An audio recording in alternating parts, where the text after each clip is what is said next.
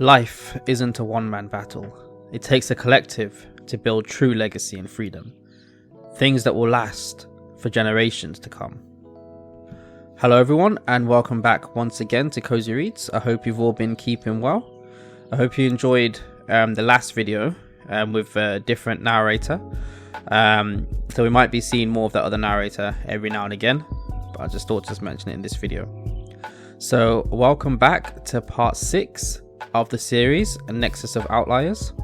With the group now passing the Doctor's tests, they'll be introduced to another member of the Nexus, and here is where their futures can truly begin. So, it seems that everything went well with the Doctor. I knew you were all good eggs. I can't imagine what you've all been through.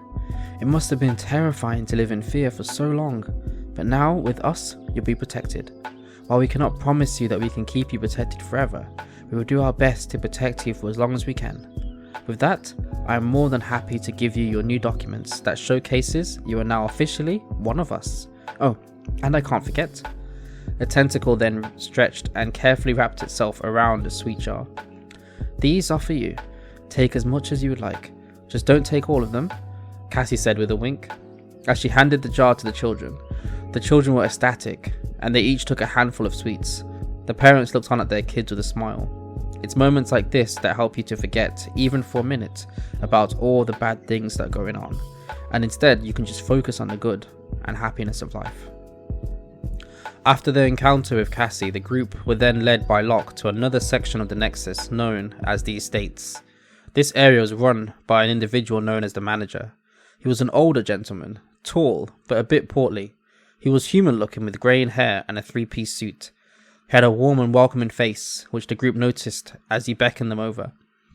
"Ah, you must be the new group. Welcome. Come and take a seat with me. I'll get us some refreshments. Young Master Locke, would you be okay to assist me with the refreshments?"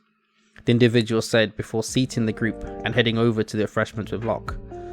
"A pleasure to see you again, young Master Locke," the individual said. "The pleasure is all mine," Locke replied. "And how goes things with you and yours? In fact, where is Xander?" Locke asked. "Ah, he is off preparing the rooms. You know how he can be. Speaking to people has never been his strong point, but luckily for him, that's my strongest point. It's why our marriage has lasted for so long," the individual said with a wink to Locke before picking up a tray of drinks and biscuits. Locke just chuckled before saying, "Xavier and Xander, the two pillars of the Nexus, and the cutest couple around." As the group chowed down on the refreshments, Xavier introduced himself, explaining his name and backstory. "I am pleased you are enjoying the refreshments. You've all been on such an arduous journey, especially you little ones. It pains me when some so young are thrust into chaos, but it is the way things are. And you, as parents, have done an amazing job in keeping them safe. My name is Xavier, and I will make it a point to learn all your names as well." The group realized that the people of the Nexus truly did want to know them and help keep them safe. While Locke might not know all their names, he had made it a habit to learn some of them. Berta had learned a couple of their names as well, and even the Doctor asked for each person's name before or after examining them. It made them feel human. Feel seen for the first time in a long time. So, you are all probably wondering what it is I do here. Well, as my moniker will attest, I'm a manager of sorts. I manage the properties here at the Nexus. In fact, this building we are sitting in now is owned by me. I do my part for the Nexus by providing the safe haven in the form of buildings and structures. My partner Xander, who you will meet soon enough, has a knack for interior design, and so he is the one who designs the insides of the buildings. My power is known as projection. I can project images from my mind into reality. As Xavier said this, a projection of an apple formed on a table. It could not be interacted with, but it could be seen clear as day. The group were amazed and astonished by what they saw. As the apple disappeared, Xavier continued. "While my projections cannot be interacted with, they can give a good view of my vision of what I'm trying to create. It helps that I also have a keen eye for architecture, and this has massively helped in getting me where I am today. My partner is my second half, and the reason for why we are here today. You see, he has an ability known as outcome. It allows him to essentially see the outcomes of things. When his ability is activated, he can see what is needed to create a project, and the outcome of creating that project, whether it will come out looking like how we planned, or whether it will have defects.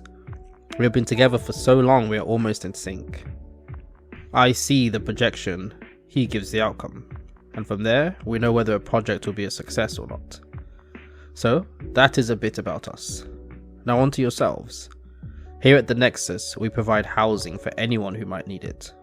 While we still need to make some money back to pay for maintenance and upkeep, we charge very little for rent and bills. We also give 4 months for free, so that you can get yourselves back on your feet, whether you go into work or work for the Nexus.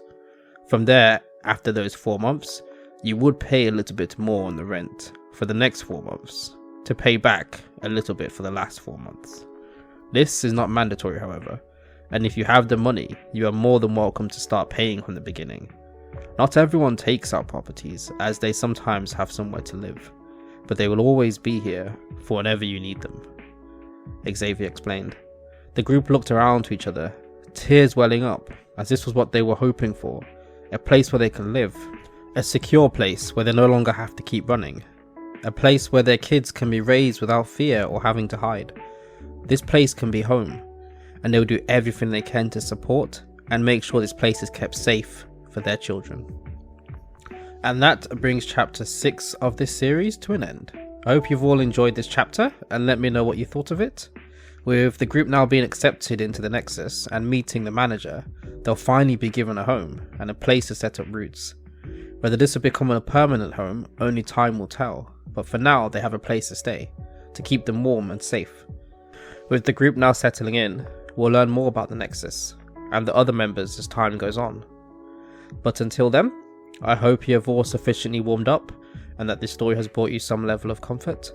I wish you safe travels on the journey of life, and feel free to come back again whenever you need a new story to warm your day.